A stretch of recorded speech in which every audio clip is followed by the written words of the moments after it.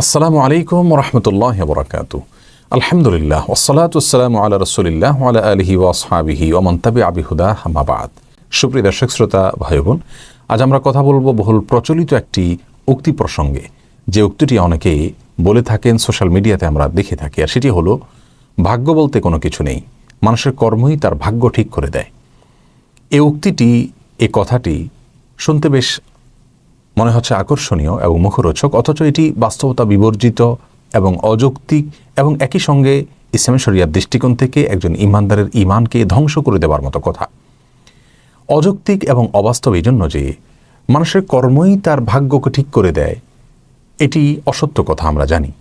কারণ আমাদের সমাজে বহু মানুষ আছেন, অনেক পরিশ্রম করেন, অনেক সাধনা করেন, অনেক কাজ করেন, অনেক কর্ম তিনি নিয়মিতভাবে করে যান, সুচারুরূপে করে যান, কিন্তু এরপরেও তার ফলশ্রুতিতে ফলাফল তিনি যেভাবে পাওয়ার কথা সেভাবে কাঙ্ক্ষিতভাবে ফলাফল পাচ্ছেন না। এরকম ঘটনা ভুরি ভুরি আমাদের সামনে রয়েছে। আবার অনেকে খুব বেশি পরিশ্রম যে করেছেন তা নয়, খুব বেশি কাজ যে করেছেন তা নয়, কিন্তু তারপরেও তার ফল তিনি বেশ ভালো পেয়েছেন।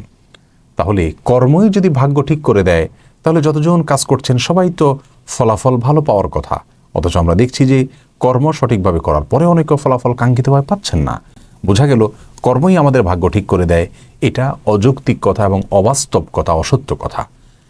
এর পাশাপাশি ইসলামী শরিয়ার দৃষ্টিকোণ থেকে এ ধরনের উক্তি কোনো ঈমানদার করবার সুযোগ নেই। এটা আমাদের ঈমানের সাথে সম্পূর্ণ সাংঘর্ষিক একটি উক্তি।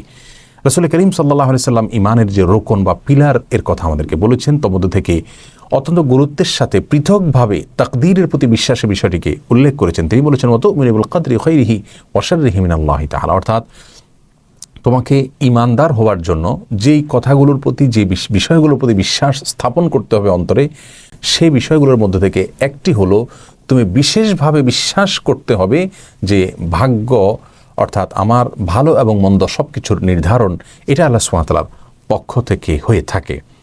অর্থাৎ আমরা আমাদের কর্মের মাধ্যমে কোন ফলাফলের দিকে আমরা এগোচ্ছি এবং কোন ফলাফল আমরা লাভ করব সেটা আল্লাহ সুবহানাহু ওয়া তাআলা আগে থেকে জানেন। সেই জায়গা থেকে আল্লাহ সুবহানাহু ওয়া তাআলা সেটা নির্ধারণ করে রেখেছেন, আর সেটার ব্যতিক্রম হওয়ার কোনো সুযোগ নেই।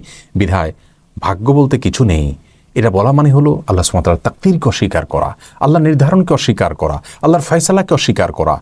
অতি বস্তুবাদী হতে গিয়ে, অতি দুনিয়াবী হতে গিয়ে আমরা কিন্তু ঈমান থেকে সরে যাচ্ছি এবং বাস্তবতা থেকে সরে যাচ্ছি। কর্ম কখনোই মানুষকে, ভাগ্যকে পরিপূর্ণরূপে পরিবর্তন করে দিতে পারে এরকম নিশ্চয়তা আমরা কেউই দিতে পারবো না। অতএব এ ধরনের অবাস্তব কথা থেকে, অযৌক্তিক কথা থেকে এবং অন ইসলামিক উক্তি থেকে আমাদেরকে বেঁচে থাকতে হবে।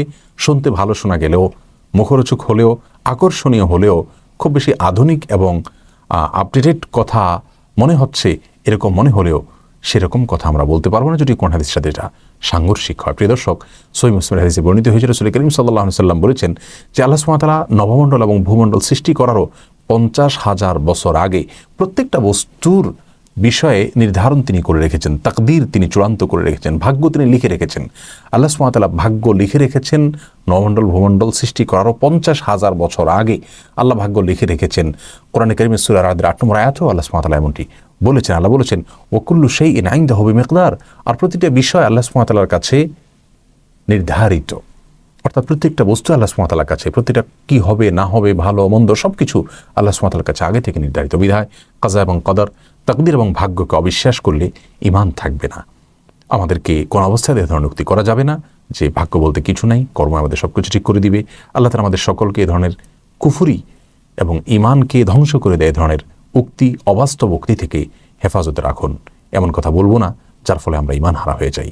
আল্লাহ তাআলা আমাদের ঈমানকে হেফাজতে রাখার এবং সুস্থ চিন্তা করার, শুদ্ধ কথা বলার তৌফিক দান করুন। আসসালামু আলাইকুম ওয়া রাহমাতুল্লাহি ওয়া বারাকাতুহু।